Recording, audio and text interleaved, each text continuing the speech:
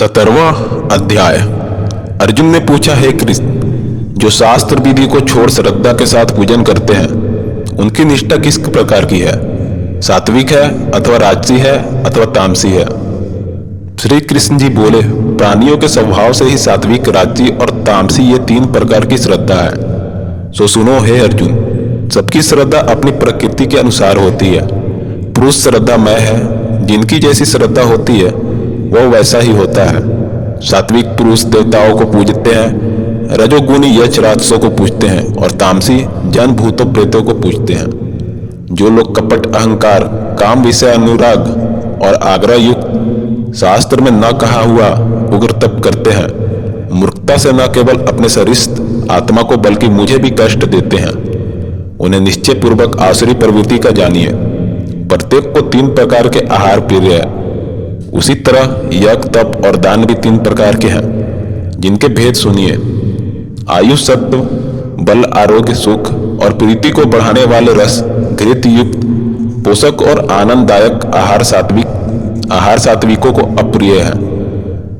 कड़वे, खट्टे, नमकीन, गर्म, तीखे, चरपरे तथा दुख, शोक और रज जनक भोगी भोजन राशि आहार राजस प्रवृत्ति के लोगों को प्रिय है।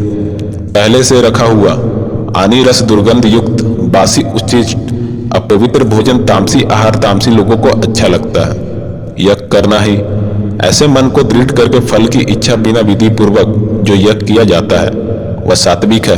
हे भारत श्रेष्ठ, फल की कामना से और लोक दिखावे के लिए जो यज्ञ किया जाता है उसे राजस मानो।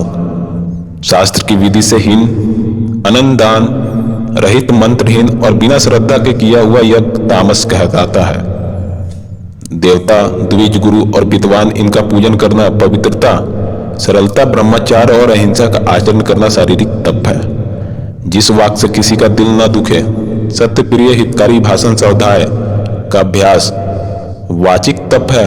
मन की प्रसन्नता, चित्त की शांति, मौन, आत्मनिरोग्रह और निष्कपट रहना यह मानसिक तप है। यह तीनों प्रकार का तप यदि श्रद्धा से फल की इच्छा त्याग कर और योग युक्त होकर किया जाए तो सात्विक तप कहलाता है, जो अपना आदर और बड़ाई कराने के लिए दम पूर्वक किया जाता है।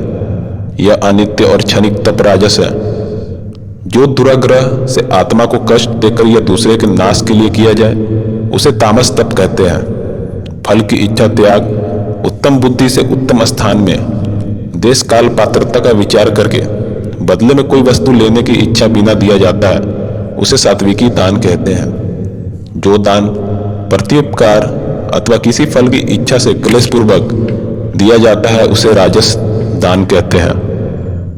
आयोग स्थान पर, आयोग समय में आयोग पुरुष को असत्कार और निराधार के साथ जो दान किया जाता है उसे तामस दान कहते हैं। ओम, तत् और सत्य ये तीन ब्रह्मा के नाम हैं। इन्हीं से आदिकाल ब्रह्मा, यज्ञ और वेद बनते हैं। इसी से ज्ञानी पुरुष यज्ञ, दान और तप आदि शास्त्रोक्त क्रियाएं ओंकार उच्चारण के साथ करते हैं। मुमुक्षुजन फल की इच्छा न करके सत शब्द को उच्चारण कर यज्ञ, तप और दान करते हैं। हे अर्जुन, सत शब्द का उच्चारण सद्भाव और साधु भाव में किया जाता है तथा मंगल आदि वैवाहिक कर्म में भी सद्भाव और शब्द का उच्चारण करते हैं। यज्ञ, तप और दान में जो निष्ठा है और ईश्वर प्राप्ति अर्थ जो कर्म है यह भी सत्य कहते हैं। हे पार्थ, श्रद्धा से रहित दान, तप और अन्य कर्म में जो किए जाते हैं वे असत्य कहते हैं, वह न इस लोक में न परलोक में हितकारी है। 17वें अध्याय का महात्म्य। श्री भगवान बोले, मंडलिक नामक देश में दुशासन नामक एक राजा था। एक राजा किसी दूसरे देश का था, जिन्होंने आपस में शर्त बांधी, हाथी लड़ाए और कहा जिसका हाथी जीते सो यह अमुक धन लेवे। तब दूसरे राजा का हाथी जीता, दुशासन का हाथी हारा। कुछ दिन पीछे हाथी मर गया तो बड़ी चिंता हुई। एक धन गया, दूसरे हाथी मरा, तीसरे लोगों में हंसी हुई, इसे निंदा हुई। इसी चिंता से राजा मर गया। यमदूत पकड़कर धर्मराज के पास ले गया।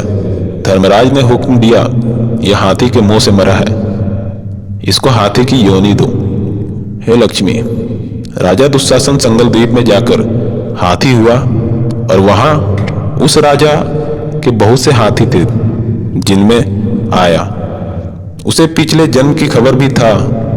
मन में बारंबार वह पछतावे कि मैं पिछले जन्म में राजा था, अब हाथी हुआ हूं। बहुत रुदन कर खावे पीवे कुछ नहीं, इतने में एक साधु आया जिसने राजा को यह श्लोक सुनाया। राजा बड़ा प्रसन्न हुआ और बोला, हे संत जी, कुछ मांगो।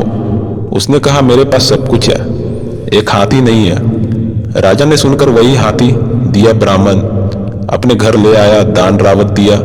वह खावे नहीं, पानी भी ना पिया, रुदन करे अपने मन में। सोचा कोई ऐसा होवे जो मुझे इस योनि से छुड़ावे। उस साधु ने महावत को बुलाया, पूछा कि इस हाथी को क्या दुख है? खाता पीता कुछ नहीं है। महावत ने देखकर कहा, इसको कुछ रोग नहीं है। तब साधु ने राजा से कहा, हाथी खाता पीता कुछ नहीं है, खड़ा रुदन करता है। यह सुनकर राजा अपने आप देखने को आया। राजा ने बड़े बड़े वैद्य बुलाए और महावत बुलाए, सबको हाथी दिखलाया। उन्होंने हाथी देखकर कहा, राजा जी, इसको कोई मानसिक दुख है, देह का कोई दुख नहीं है। तब राजा ने कहा, हाथी तू ही बोल, तुझे क्या दुख है? परमेश्वर की शक्ति से मनुष्य की भाषा में हाथी ने कहा, राजा तू बड़ा धर्मज्ञ है, यह ब्राह्मण भी बड़ा बुद्धिमान है।